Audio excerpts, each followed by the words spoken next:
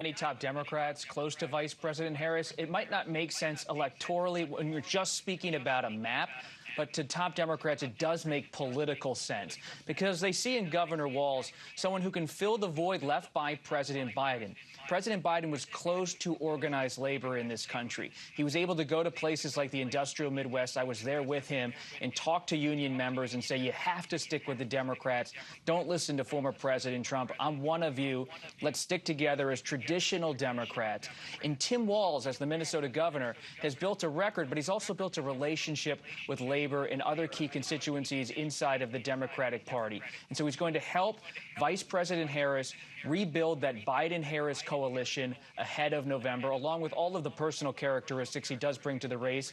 As Ashley said, and as we just so ably reported, he has a personality, he has an ability to have a bit of fun, some wit, and he doesn't mind taking a shot at the GOP. And often your role as the VP is to be the attack dog who can do it with a smile. All right. Stand by, Bob. Thank you. Chief White House correspondent Nancy Cordes is in Philadelphia, where Harris and Walz, we better get used to that, Harris and Walz will kick off a tour of the battleground states. Nancy, what are you hearing? What can you tell us? Well, one of the things that set Walz apart from all of the other top contenders, Gail, was the fact that he has a variety of different types of leadership experience. Not only is he the chair of the Democratic Governors Association, which is a pretty powerful group, in that capacity, he needs to kind of get all of these strong personalities pointed in the same direction. So he's got deep relationships with other governors. He's going to need that over the next few months. But he's also the only person on that list of 5 or 6 finalists who had both executive leadership experience and legislative leadership experience. He, of course, has been the governor of Minnesota for 6 years now, but before that, he was a member of Congress for 6 terms. He sat on the Armed Services Committee. He sat on Veterans Affairs. So he knows how Congress works. And you could really make the case, Gail, that part of the reason that Biden was able to achieve so many things on his to-do list in his first term was because he had that kind of deep legislative experience. He knew how the levers of power in Congress work.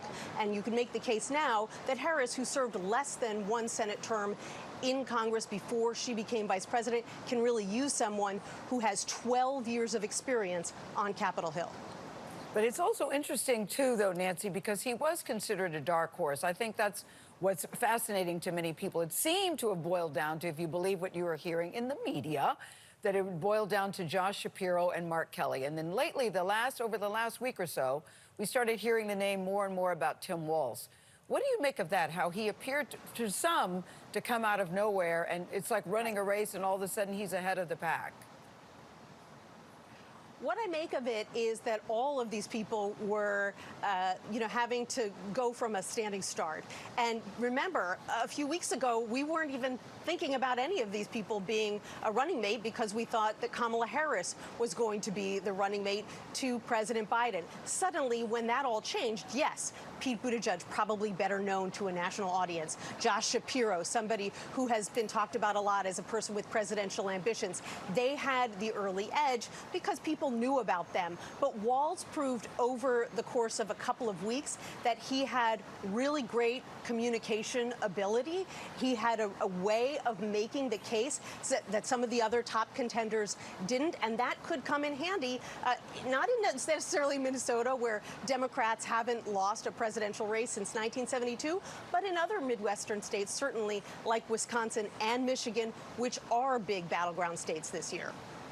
I'm telling you, there seems to be there's something appealing about a guy for people who say it's comfortable talking in a T-shirt and a baseball cap as he is talking in a suit, as he is talking in a tuxedo. I know we got to go, but can we go back to Bob Costa for just a second? Because, Bob, do you think that this was an attempt to satisfy the more liberal wing of the party? What are your thoughts on that? It's fascinating, Gail, politically, because you look at Governor Tim Walz, and if you know nothing about him, you see a guy who seems amiable, easygoing, can crack a joke, talks about hot dish up in Minnesota, that famous dish they love to do, the casserole, can talk about fishing.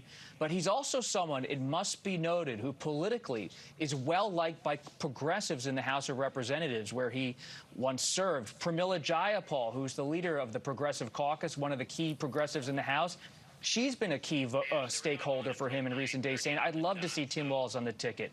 So has former House Speaker Nancy Pelosi. She's been an advocate for him, kind of winking in recent days that she'd love to see a former House colleague land on the ticket. When you have Pramila Jayapal and Nancy Pelosi both being boosters for your vice presidential candidacy, that says a lot, that even though you may seem like kind of a centrist Midwesterner in persona, politically he touches a lot of bases. Yeah, you mentioned Nancy Pelosi, and I have to say I just wince a little bit, Bob, because she was just here. She was just here, and of course, she didn't tell us what she was thinking or who it was going to be, but now that it's out, would have certainly loved to have gotten her thoughts on that. Ashley, if we could go back to you for just a second. We know that she slept on it and waited till the very last minute.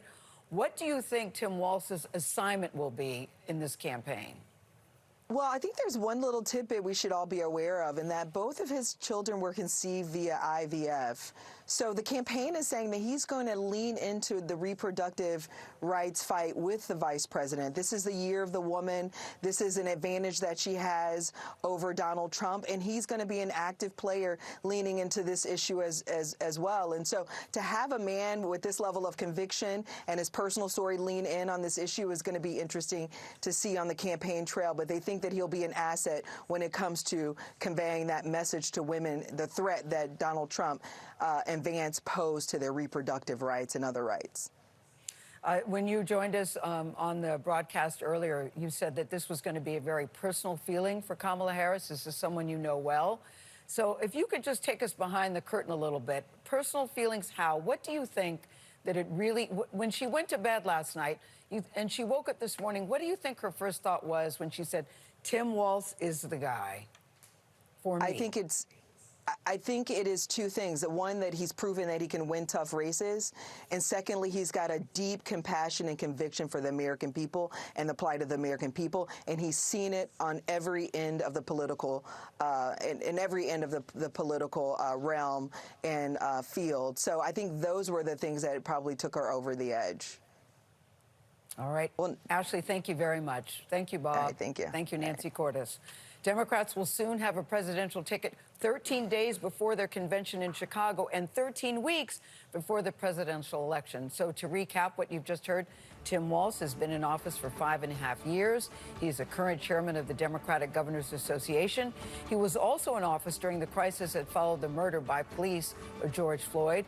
And he will be the Democratic nominee for vice president, running alongside Kamala Harris. We've been waiting for the last 48 hours about who it was going to be. Now we know. Get used to it, people. Harris, Walz is the ticket. Our campaign coverage will continue on our streaming network with Vlad, CBS News 24/7 on your local news. And tonight on the CBS Evening News. Many of you will now return to your favorite morning show, CBS Mornings. This has been a CBS News Special Report. I'm Gayle King, CBS News here in New York.